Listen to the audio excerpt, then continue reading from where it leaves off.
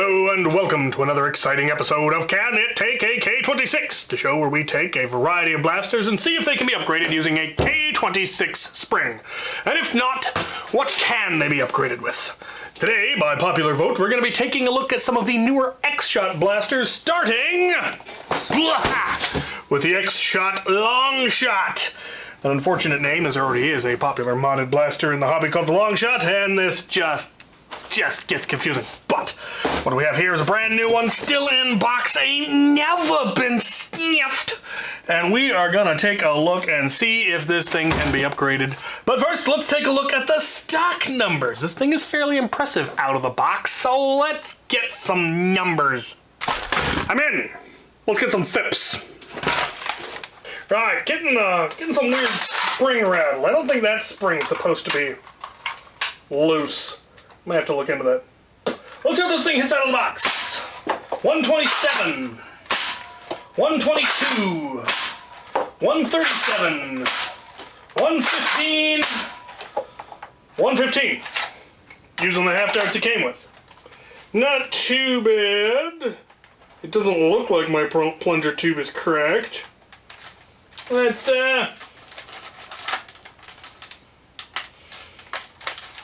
take it to the range while there's still sunlight and see if I can hit anything with it. Right, we're here in the range. Beautiful, beautiful weather. Let's see if I can hit anything at all. Aim for the 25. Well, we can definitely hit the 25. No problem. Can we hit the 50? I think the netting has fallen down and is blocking the 50. We'll aim for a bottle. Can I hit a bottle? So close. Oh, not close at all. Not too bad. Could definitely use a bit more chutzpah. Though out of the box, if it's in the 120s, that's good for HVC, good for Public Wars. But obviously, they're kind of selling it as a pro blaster, so we definitely like a little bit more out of that. So let's go see if we can get it to take a K26. Right, well, it's not bad, but it definitely has a lot more potential, and we're going to try to squeeze a little bit more potential out of it. Now, if I understand correctly, it's relatively easy to swap the spring on this blaster. We just need to take out 2 screws up here in the front.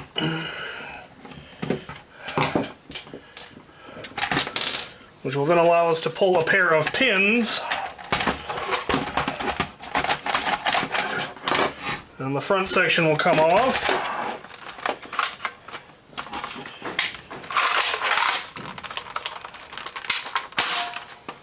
And then I think we have to take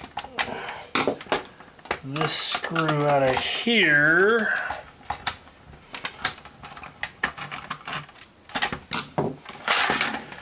And that'll take the front bit out. And there's our main spring. We could also swap the barrel at this point if we were so inclined, but I'm not going to. Now this is not an insignificant spring. It's a decent spring. The question is, will it take the K26? And the next question is, where's that K26 I threw with? I found it! Now this is smaller than a K26, enough so that we could actually nest a K26 in it. And the question will be, is it too much smaller? And it does not appear to be. It looks like it will fit. We just need to get the right length. Let's see if I've got a section that's already the right length. Doesn't look like it. So we'll cut a new one. And my big concern now is the frequency.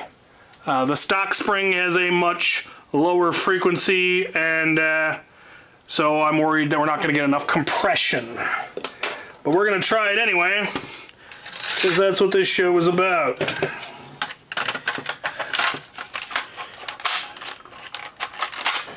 And there does appear to be a little bit of pre-compression, so we might be able to cut it down a little bit. Yeah, no. Definitely don't think we're going to get enough compression. Yep. Nope. Definitely not. catching. We are bottoming out. It's also very unhappy about it, so we're gonna take it back apart, try a different spring. All right, not only does K26 not fit, it'll mess up your barrel. Shoo. Let's try a different spring. We're gonna try K25, which is very similar diameter, very similar frequency, but considerably, well, I mean not even considerably, but definitely heavier. And well, this section's a little bit longer. I wonder if it can deal with that much pre-compression. We gonna find out. We gonna find out. Well, even with that extra length, it caught. Oh. Whew. Let's see how long this plunger tube lasts, because this is still the original. It still appears to be unbroken. Let's get some new fips. Not gonna lie, I'm slightly afeared. Prime's heavy, but not bad. 245, 241, 243, 256, 222. Yeah, that's a scotch spicier. Just 100 plus FPS. Let's go see if I can hit anything. It's getting windy and I'm losing daylight. But we got this thing cranked up to the 250s. Let's see what we can do with it now. Oh, a little lower. There we go. Yeah, that's got some sting in its tail. Can we get the 50? We can. Oh, can I get the 75? Maybe. Well, maybe I can get the 100. Well, those are just going all over the place. Can I hit the prepare to stop?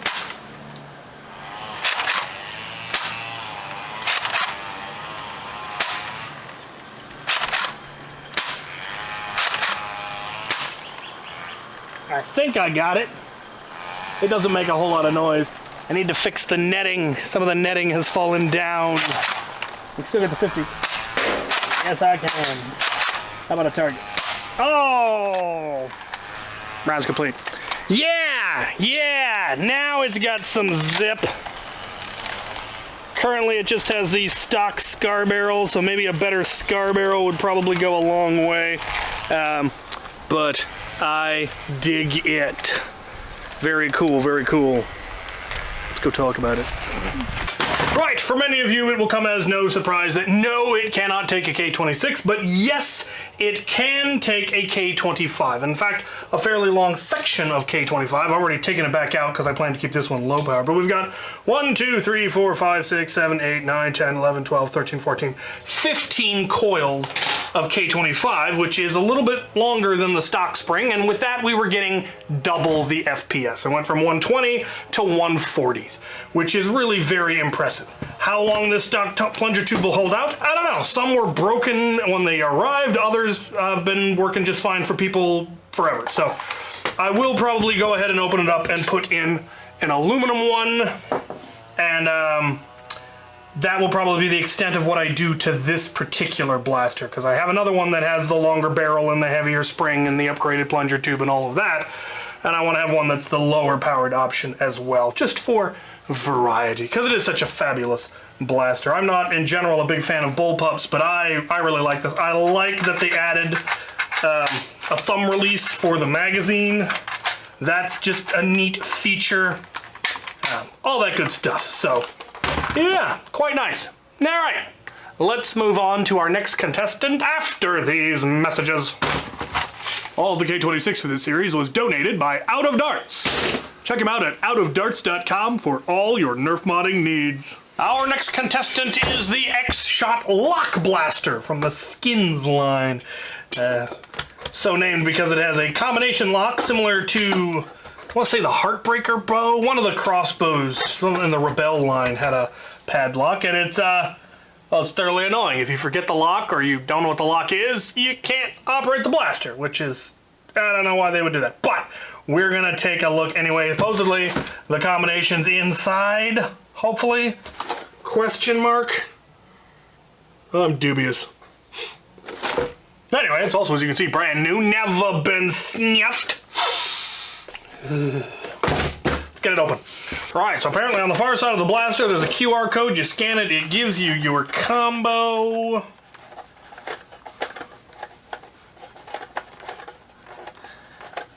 And now, it will prime. Neat. And once you have it in the unlocked position, you can't turn the dial, so you can just leave it that way. Anyway, lever action, which is neat. Lever action blasters are interesting. The fact that it's a mare's leg, doesn't have a stock, is fascinating. Let's get some stock numbers. Right, stock fix. Here we go. 110, 67, 75, 86. The first one was really high, and then the rest were kind of low. I know what's going on. See if I can hit anything with it. To the range! Right, we're here on the range. I've got the lock. We've got the range. See if we can hit anything at all. No. Oh, I got a hit. Carry so much. There we go. I'm sure you're all going to ask, can it be one-hand primed? Yes! Yes, it can. But, can you hit anything? I got a hit! Ha-ha! Oh! That's my 8 rounds. All right, let's see if we can get a little bit more. I want more out of this one. Right, so definitely less impressive, but this one isn't meant to be a pro-level blaster, so I wouldn't expect to get pro performance out of it. I would have expected a little bit better. Let's see what potential it has. I'm in. Seems a fairly straightforward blaster. Lever primes, lever rotates. Here's our whole locking mechanism.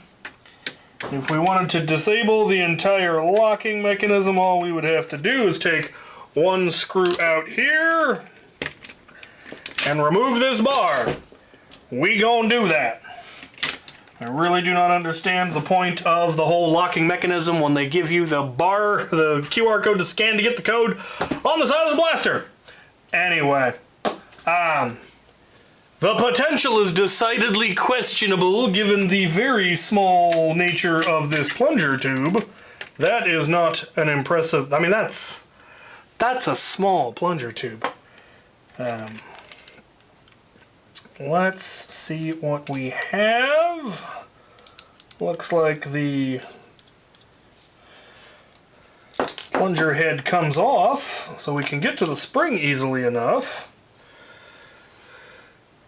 Not a wimpy spring. Oh. But K26 does not fit over the priming rod.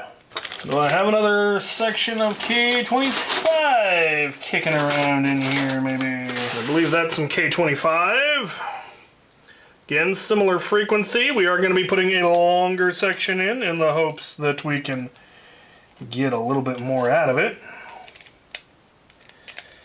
It's going to give us some pre-compression. Okay, that's definitely too much spring. I'm going to take a coil off. Alright, I got the shell back together. Now we just need to button it up, but first, a word from our sponsor. Consolidation. Yeah, sure. Yeah, right. It catches. It fires. Let's get them new FIPs. Right, let's see if we have managed to unlock any potential.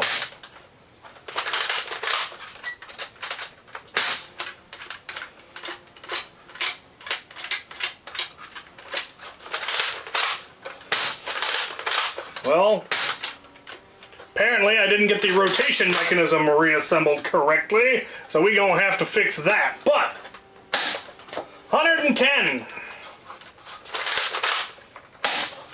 110, 102, 106. So yes, we got a lot of potential out of it. I just need to fix that rotation mech. I'm gonna go do that. Then I'm gonna take it to the range. Right, now that we've got a little bit more power, and now that it actually rotates, let's see if we can hit anything. Oh! What? Oh, it's not rotating still. What's going on? Well, it's rotating some of the time. There we go. No? Rotation mech is still a little screwy. I got a hit!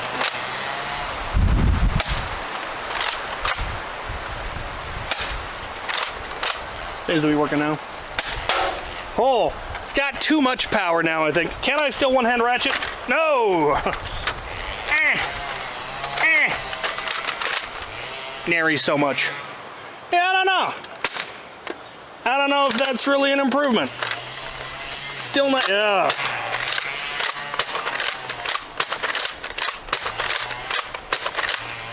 Yeah, it doesn't rotate every time. That's not good.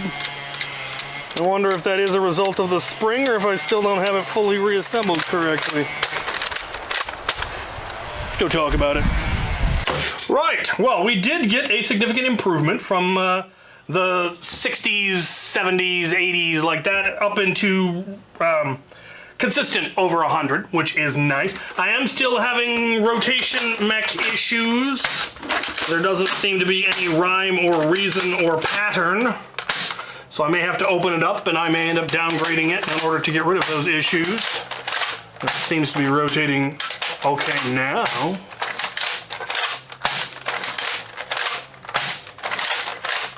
Who knows? Anyway, didn't do a whole lot to the accuracy, and it may just be that actually I feel like there's now too much power. I was getting a little bit more erratic with the higher performance, but that's not uncommon with revolvers. The barrels are definitely short and not sealed very long. Maybe a better cylinder would do something. Maybe, maybe not. Like I said, this blaster was not billed or advertised or designed to be a pro-level blaster, so we really can't be expecting pro-level performance out of it. It's a neat design. I disabled the lock because I find that to be just an irritating gimmick, but, you know, if you like it, you can keep it in it, and that's entirely up to you. But yeah, that does have some potential, not a whole lot. Small plunger tube. There's just not a lot you can do with that unless you replace the internals, which would be a whole lot more work. But neat looking. Love the paint job. The skins line definitely opened up the world of, no, you can make them look really fancy and you can do it on both sides, and whatever technique they're using has got to be cheap because X-Shot does it. So there you go. All right, let's recap. For those of you just tuning in or who just skipped to the end to see the results, that was a no for the X-Shot Longshot for K26, but yes to K25, and it doubled the performance from 120 FPS to 240. Very impressive. There are additional upgrades that you can do, and it is still by far the least expensive blaster in its power category. It's really very, very impressive what X-Shot did with their first Pro Blaster. I hope they do more. And that was also a no for K26 for the X-Shot Lock Blaster. But again, yes to K25, bringing it up by about 25% from the maybe even a little bit more than that. It got it up to 100 FPS reliably, though the performance was trying to actually hit anything. And I may have fouled my rotation mech. I'm not sure. We will see. But this one is not advertised as a Pro Blaster, so to be able to get 100 FPS is decent for a revolver, especially for a revolver. And a lever action, which is just fun. It's a nice lever action. With the stock spring, you can single-hand prime it. With the K25, you can't. So, you know, if you really like that feature, you may have to go with the lower performance just to be able to do that. Entirely up to you. Lovely looking blasters. The skins they do on these, the paint job, really is very nice. I actually really like that textured look, textured feel, but that's just me. Good features. I disabled the lock on this one. Didn't like it. Not hard to do. Wouldn't be hard to undo. Entirely up to you. So that's Can I Take a K26 for today. The survey for what blasters you'd like to see next time will be over on my community tab. Should go live the same time the video does, as long as I remember to set it up. Do feel free to put in recommendations for additional blasters you would like to see if they're not on the survey, and maybe I will add them to the survey next time. Thank you for watching.